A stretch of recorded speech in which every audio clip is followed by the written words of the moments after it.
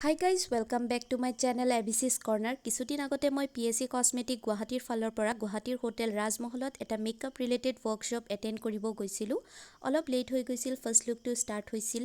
কলকাতাৰ famous makeup artist ময়ূৰী Sinha সৰকাৰক invite কৰি অনা হৈছিল। ফাৰ্স্ট লুকটো ট্ৰেডিশনেল ব্ৰাইট লুক আছিল।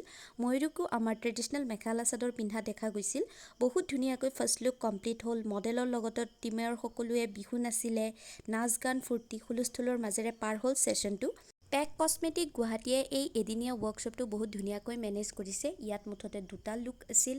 তাৰ পিছত লাঞ্চ ব্ৰেক দিয়া হ'ল। 3 star hotel, buffet lunch, entry exit সকলো বহুত ধুনীয়াকৈ মেনেজ কৰিছিল পেক কসমেটিক গুৱাহাটীয়ে। লাঞ্চৰ পিছতে আৰম্ভ হ'ল সেকেন্ড লুকটো, যিটো ৱেষ্টাৰ্ণ লুক আছিল।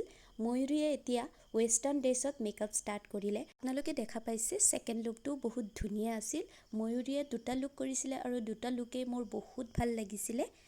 পাৰ্পল গ্লিটাৰী স্মোকি লুকেৰে এই মেকআপটো কমপ্লিট হ'ল। ফুল স্পীডত গান বাজনা আৰু নাচৰ সৈতে মডেলে নাচি বাগিও আমাক এণ্টাৰটেইন কৰিলে। ইতিমধ্যে ফাৰ্ষ্ট মডেলটো আহি সেকেন্ড মডেলক জইন কৰিলে। দুজনী মডেলক লৈ ময়ূৰীয়ে ফটো ল'লে। পিছত দুজনীয়ে বহুত নাচি সেশনটো এণ্ড কৰিলে। তেতিয়া সন্ধিয়া প্ৰায় 6 মান বাজিছিল।